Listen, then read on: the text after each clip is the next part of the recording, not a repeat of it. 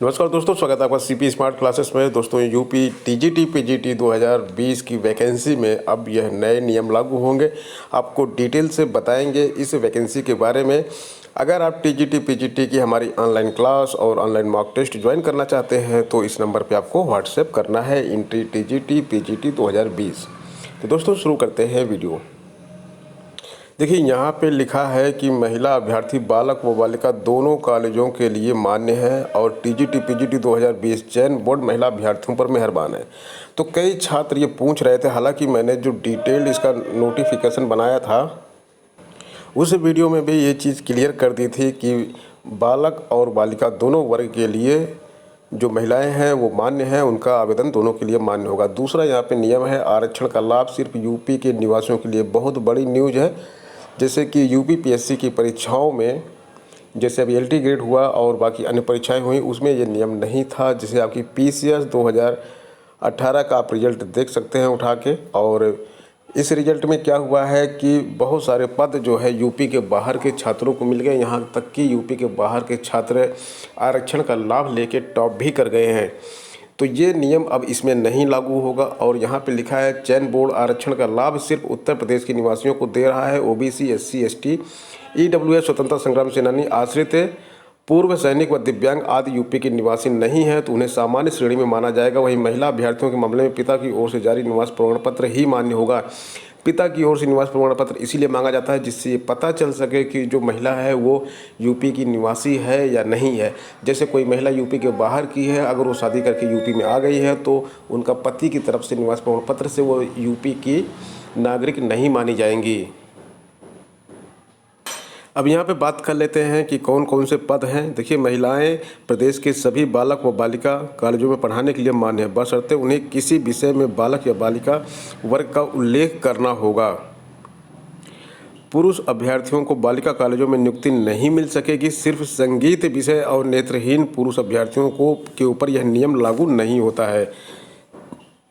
तो इसको ध्यान से देख लीजिए। हालांकि मैंने जो है नोटिफिकेशन के ऊपर विज्ञापन जब बनाया था तो उसमें आपको ये चीज़ बिल्कुल क्लियर कर दी थी, लेकिन फिर भी बहुत सारे छात्र इसको पूछ रहे थे कि सर क्या बालक और बालिका में दोनों अप्लाई कर सकते हैं या नहीं कर सकते हैं।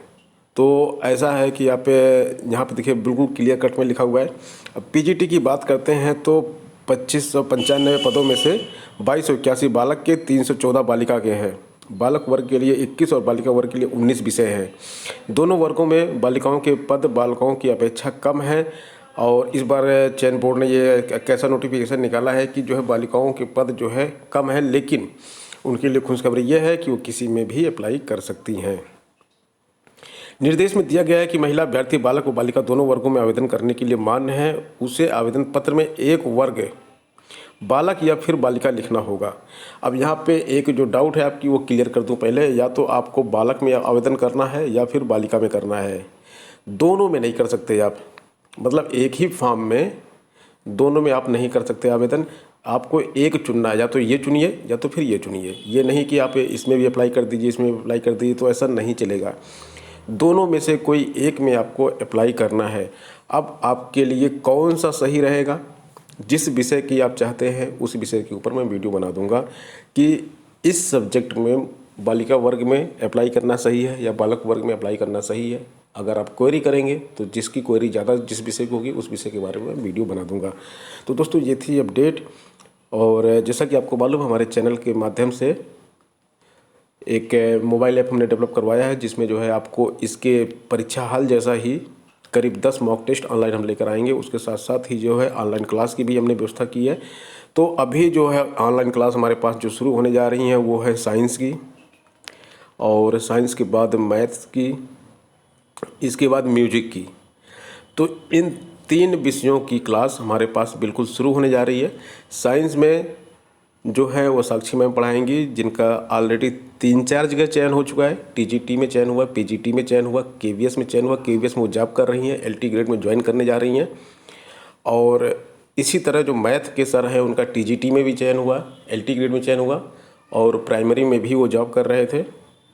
और जो म्यूजिक की टीचर है वो ऑलरेडी असिस्टेंट प्रोफेसर के पद पर काम कर रही हैं, और टीजीटी की वो टॉपर हैं। तो एलटी ग्रेड में भी इनका 2nd नंबर पे है, चयन हुआ है। तो हमारे जो संस्थान के जो आपको टीचर मिलेंगे, जो आपको पढ़ाएंगे, वो सबके सब चयनित हैं और उन्होंने कई परीक्षाओं में सफलता अर्जित की है।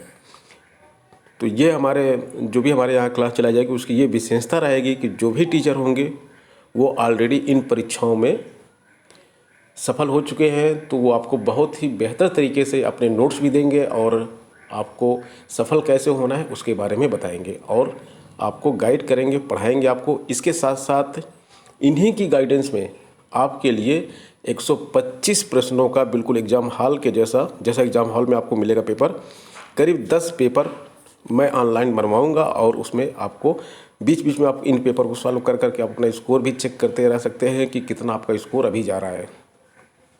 तो ठीक है दोस्तों, मिलते हैं नेक्स्ट वीडियो में नई अपडेट के साथ। धन्यवाद।